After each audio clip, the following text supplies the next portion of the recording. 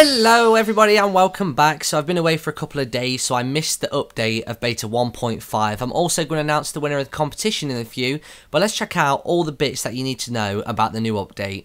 Okay, so let's look at the weather system first then. We got 3 new bits in here. We got snow, we got thunder, and we have rain. Now snow doesn't offer too much to the game. It falls, it settles, you have a winter wonderland. Fantastic. Next up is the rain and the thunder. When these introduce themselves into biomes, things can get a little bit interesting because everything goes down to a darkness level where aggressive mobs can spawn. So that basically means spiders, skeletons, zombies, creepers, they all begin to come into play. Now rain doesn't just look pretty, it has quite a lot of effects on the biome that you stood in. So if you're out there trying to catch a fish in the ocean, if it's raining, you have a higher chance of casting your line and getting a result. It'll also put out a lot of blocks as well. So if something's on fire, say it's a tree or say it's your house that's made out of wood, and you're like, oh no, it's gonna burn to the ground.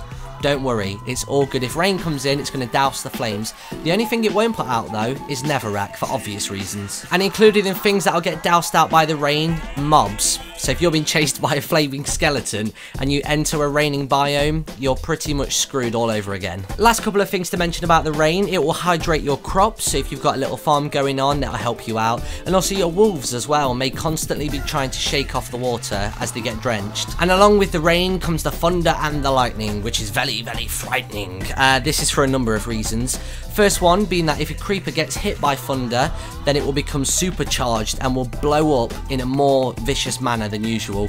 Also pigs as well. If a pig is struck by lightning, it becomes a zombie pig man, which is amazing. And now for something that came in 1.4 but was never activated, statistics and achievements.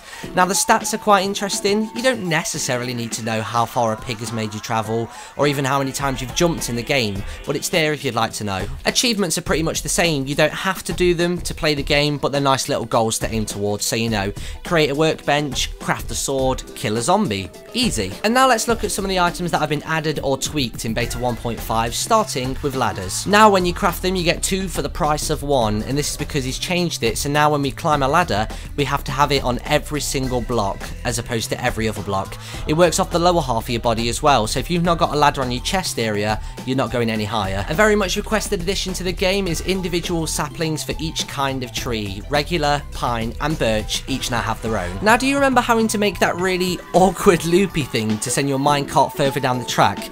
Now you don't need to, with a very simple addition of powered rails. Crafted by using a bit of gold, a bit of stick and a bit of redstone, you can now fly down the track when it's on its on state. When it's turned off, however, it will stop any minecart that rolls over it. Another little handy one they've added as well is called the detector rail. Now it's used by making iron ingots, stone pressure plates and redstone dust into one, and basically when you roll over it with your minecart, it will kickstart a redstone trail which could lead to absolutely anything. Could be an explosion, could be a doorbell, could open the door you're about to enter. The possibilities are endless. Now let's take a look at the brand new spider webs. Now I think these should really be more quicksand than anything, in the sense that when you stand on top of them, you slowly sink into them and they reduce your walking speed to 15%. This doesn't just affect you, it affects all mobs in the game, which is quite interesting. And if you jump off a really high cliff into a spider web, you won't take any damage until you step off of it, and then it all comes in one gigantic blast, so do with that what you will. And also it's quite handy down in the nether, because if you see a ghast, you put the web in front of you, the ghast can't see you. That means no more explosions. And now for the last couple of little tweaks that they've put into the game. If you hold shift and left click on an item that's in your chest, it will immediately move itself into your inventory and vice versa. A few new bits inside the options menu. We've now got the ability to change the GUI size, which stands for graphical user interface. You can choose small, normal, large, or set it to automatic, so it will change depending on your window size. Notch has been lovely as well, and he's added in something for people with lower graphics cards. It's called Advanced OpenGL. Sounds very complicated. Basically, if you can't physically see a block, it's not going to bother rendering it, so it's making it do less work than it needs to. Last 3 bullet points now then. Pigs that die of flames will now cook drop pork chops. Brilliant.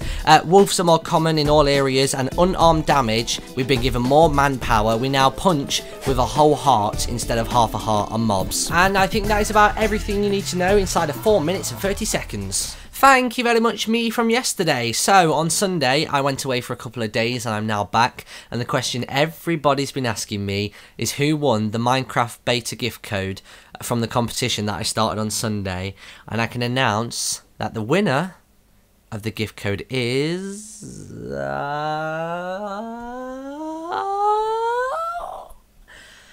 Nanunu109! Yay! Woo-hoo-hoo! So congratulations to him. His username is Nanunu109. He's a guy called Andre Albuquerque, and he's from Portugal. He's got a couple of vlogs up on his channel, and he's only got 8 subscribers, so maybe go over and say hello to him. A lot of you in the comments were really nice about the whole competition. A lot of complimentary things were said towards me, but then you were also like, oh, you know, if I don't win the competition, I don't mind, and I'm going to go congratulate the winner. So yeah, please do that. I'm going to send him a private message, hopefully get him on the live stream tonight. We're doing that again because it's Friday. We do it every week, starting that between 7 and 8 p.m. at livestream.com/inthelittlewood. Also as well, last thing to tell you about is the Facebook group. I'm really enjoying the Facebook group actually, because I can share videos. A couple of topics over the last few days have been Portal 2 commentaries, yay or nay, so we've discussed through that, and Minecraft t-shirts as well. I want to take my obsession to a whole new level, so I asked you all which t-shirts I should buy. You can still join in on that conversation. I haven't shed out any money yet, so that's at facebook.com/inthelittlewood.